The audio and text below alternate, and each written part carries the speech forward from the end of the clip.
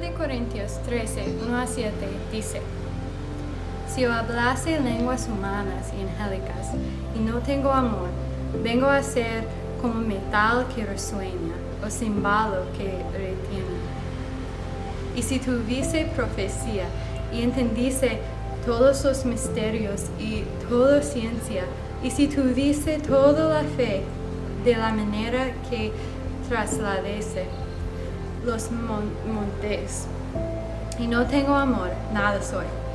Y si repartiese todos mis bienes para dar de comer a los pobres, y si entregase mi cuerpo para ser quemado y no tengo amor, de nada me sirve.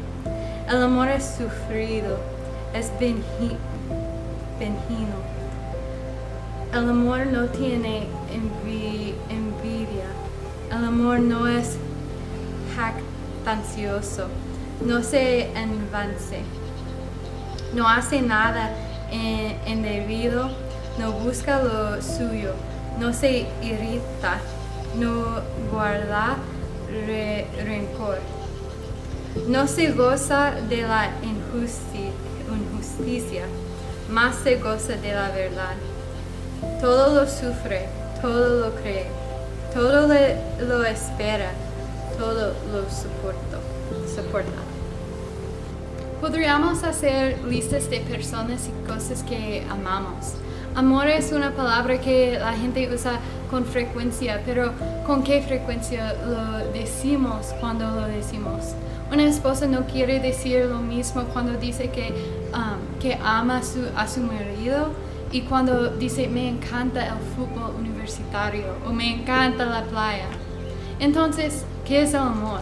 ¿Qué hace? ¿Por qué importa? Dios sabe mejor que cualquier que el amor puede ser costoso. Podría salir lastimado y la gente podría aprovecharse de ti. Pero la manera de clamar esos miedos no es retrocediendo. Superamos el miedo a ponernos ahí fuera recordando el amor de Dios y eligiendo tratar a los demás de la manera en que nos tratas. Cualquier puede profesar amor verbalmente. Podemos decir, oh, te ama, pero ¿qué es amor sin acción? ¿Qué es acción sin amor? Cuando tenemos amor, tenemos acciones con amor. Y cuando Dios envió su Hijo, Dios envió una persona vino a esta tierra. Jesús estaba aquí para enseñarnos, para darnos amor, para ayudarnos, y todo fue acción con amor.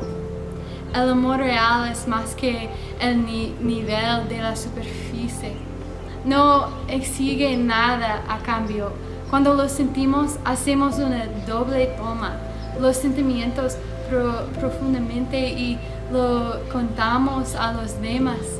Un amor tangible que refleja el corazón de Dios brilla demasiado para que la gente lo ignore. A través de la vida de Jesús vemos el ejemplo perfecto de que cuando amamos a alguien queremos darle nuestro tiempo y atención. Jesús estaba herido, se burlaron de él y hablaron de él. Sin embargo, estaba dispuesto a morir aquellos que lo lastimaron. Debemos reflejar la respuesta de Jesús. Amor a tus amigos no será fácil. Se requiere un esfuerzo para ofrecer misericordia, como lo Jesús. Pero promete que la recompensa vale la pena la obra. Al perdonar y amar, comenzaremos a ver nuestros corazones, a ablandarnos. Da tu dolor a Dios día tras día y observa como creí tu corazón. 1 de Corintios 13:13 dice, 3 cosas duran para siempre: la fe, esperanza y el amor. Y la mayor de las 3 es el amor.